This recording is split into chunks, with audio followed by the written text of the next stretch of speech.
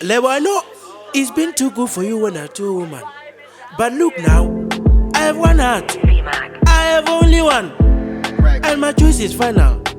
Please, I beg you. Lebo kamendi wanga unachinoko shota. Zendeta ndizebo rusuba wako toda. Uneba bone banga baba konkoda.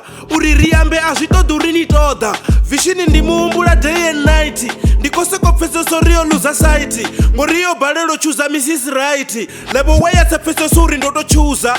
Ena umborela uru ya dikuza.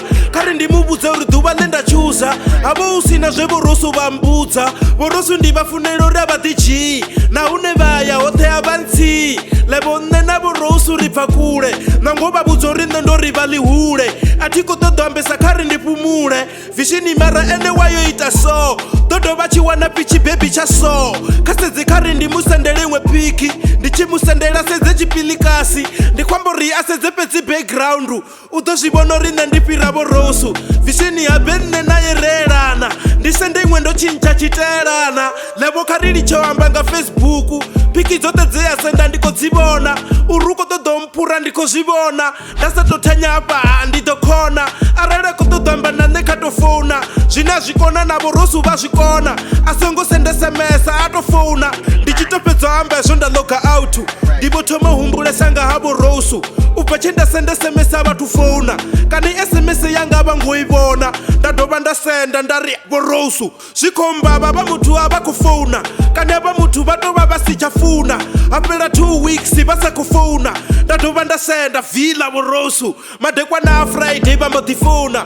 Varifishini SMS ndazivona. Ndawa ndikotoli changa koro fona. Ndadikotolori message ya udove. Oruto sendori borosu ndamyamyera. Asenda rabubili enda secherera. Achito senda raburarwa datofera. Etami machelo ndikodomu rengera. Uri afunere lebo arizopera. Adobe bubuzora licho mupengera. Chelede ya shambaro ndito mupangera. Unazvinepe zvinenda tomusandrera. Ndikopu ya September ichitopera. Asongo wara via andishapu. Chinepe cha wendo chiprinta kakapu. Borosu bakumfunesa. Vasendenene yo kapu ndibone. Ndiyadalanga ndile nebamba ngayo. Ndichitoseza ndile nebamfuna ngayo.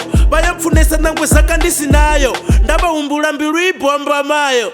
Vishini ene orine ndiya mudaza. Unazvitu zvinenda kotodo mubudza. Ndekulwa ndamubudza zvidomutakaza. Uya zvidivo rine tisukupapada. Borosu kabambe andotechelesa. Zvine bamba bazvidiva ndiyazvifunesa. Nazvezvo ndiyakolwa nditotakalesa. Abubva chamuroba ndikobambulesa. Zvikwitiswa ngouri andovatuvesa. Abe ndikopfa na September ikulesa. Ndopfaleva chirivo rengisa fortune. Zvino kabambudzo rivo renga ifiyo. One muvara wayo andufiyo. Vishini ndoriya songo chamba na lebo. Abe lebo uitisa zvimwevo. Kari ndiyambe zvine yatozvipfesesa. Ndiyakolwa hezvi autozvifunesa. Ngori udonga ndikaleko zvitodhesa. Katecheleso uri ndoumbulo ita mini. Vishini ndoumbulo ita Facebook. Kambudze madzina wa Facebook. Ka profile pic uko yodzula ene. Ngori uye zvidivo rindifuna ene.